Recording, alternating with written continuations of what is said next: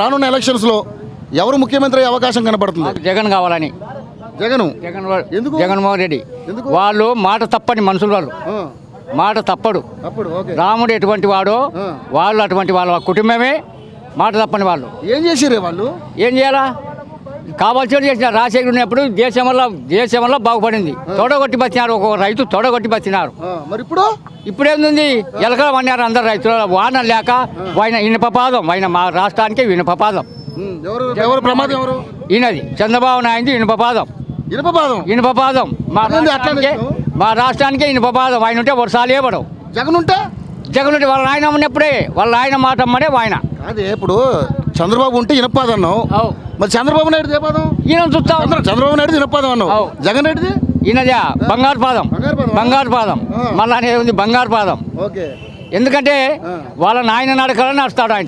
ఈయన మీదే శాశ్వత ఉద్యోగాలు కాదు వాళ్ళకి. 5 ఏళ్ళు చూస్తాం, మళ్ళీ 5 ఏళ్ళు మనదే. మన ప్రజలు మనం ఓడగొట్టాలని మన ప్రజలే, మన దించాలనే ప్రజలే, గెలిపించాలనే ప్రజలే.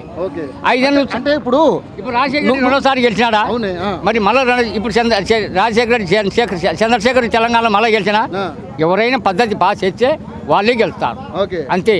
చంద్రబాబు నాయుడు కూడా 2 సార్లు గెలిచినాడు. ఇటనే జగన్మోహన్. నేను అది చేస్తా అంటే ఊళ్ళో ఒక ప్రెసిడెంట్ అయితే ఎమ్మడి పడుకోరు. ఊళ్ళో ప్రెసిడెంట్ నేను అది చేస్తా ఇది చేస్తా అంటే ఇంకా ఎమ్మడి పడుకోరు. అంటే ఇప్పుడు నువ్వు అనేది ఏంటి?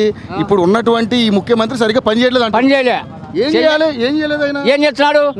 రుణమాఫీ మేము 80,000 బ్యాంకులో కట్టినాం, మాకు డబ్బులు రుణమాఫీ వచ్చా ఇంకా రాలే. మిగతా అవి వడ్డీలే కట్టాడు. మళ్ళీ ఏమొస్తున్నాయి?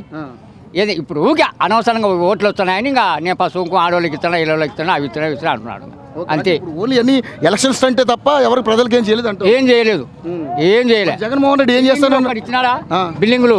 ఏ బిల్డింగ్ అనే కథే ఈయన వచ్చినా అంటే బిల్డింగ్ అనే కథే లేదు, బిల్డింగే లేదు.